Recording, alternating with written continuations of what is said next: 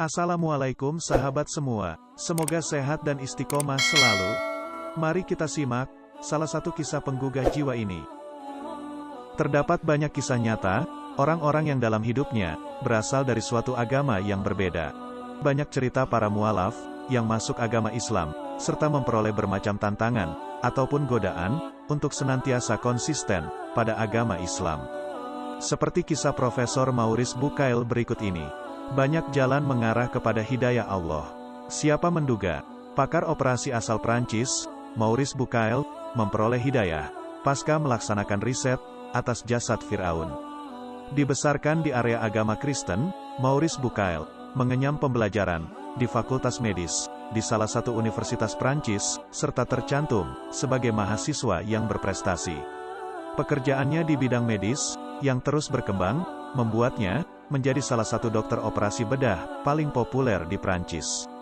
Dikutip dari Republika, pada medio tahun 1975, negara Prancis menawarkan bantuan pada pemerintah Mesir. Negeri Eropa itu menawarkan pertolongan buat meneliti, mempelajari, serta menganalisa mumi Firaun.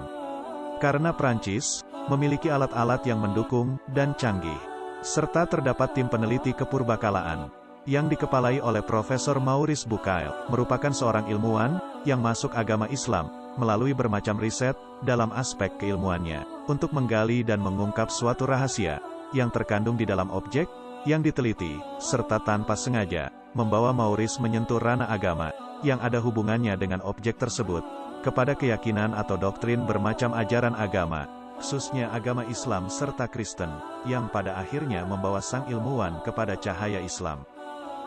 Bucaille merupakan pakar operasi ternama Prancis, serta sempat memimpin klinik operasi di Universitas Paris. Beliau lahir di Pont-l'Évêque, Prancis, pada tanggal 19 Juli tahun 1920.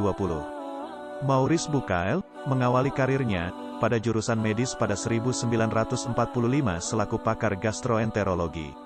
Serta, pada 1973, beliau ditunjuk jadi dokter keluarga oleh Raja Faisal dari Arab Saudi. Tidak cuma keluarga Raja Faisal yang jadi pasiennya, keluarga Presiden Mesir kala itu, Anwar Sadat, dikenal pula tercantum dalam catatan menjadi pasien yang sempat memakai jasanya.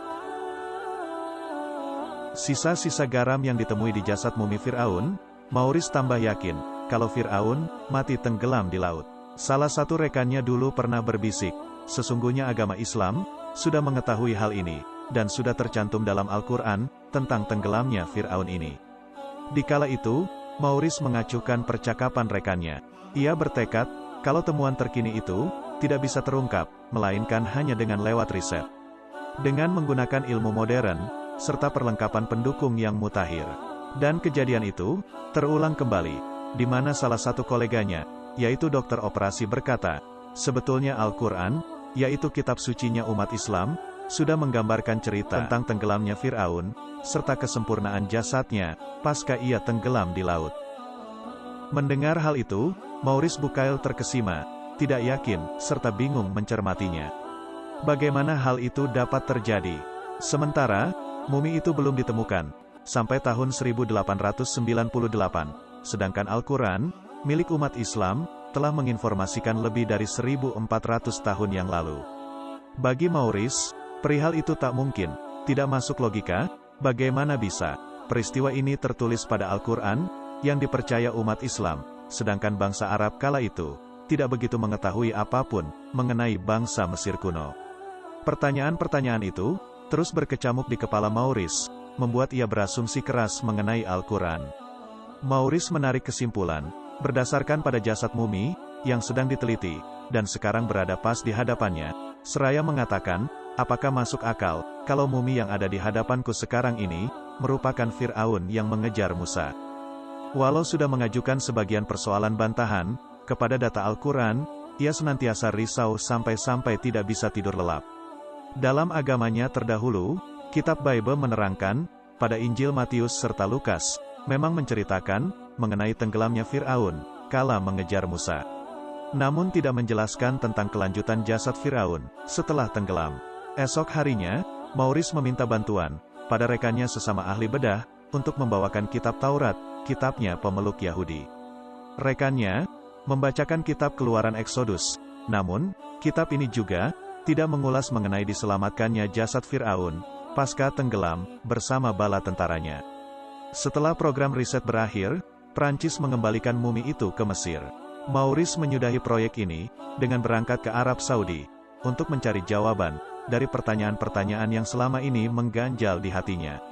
Ia mendatangi pertemuan yang mengulas tentang pembahasan mumi Fir'aun, serta berjumpa langsung dengan para ilmuwan Muslim di acara pertemuan dalam bidang anatomi tubuh.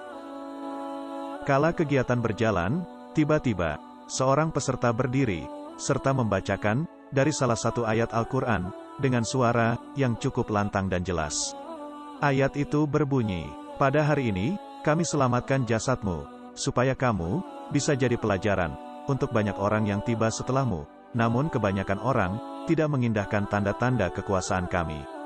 Quran Surah Yunus, ayat 92. Tentu saja, Maurice terkejut serta terkesima. Ia lantas menjadi sangat yakin dengan kirab suci Al-Quran milik umat Islam ini. Al-Quran mulai terasa memunculkan fakta-fakta ilmiah yang memang terbukti dengan hasil riset sains yang keakuratannya benar-benar 100% tidak meleset. Bukti-bukti Al-Quran ini mulai merasuk ke lubuk hatinya.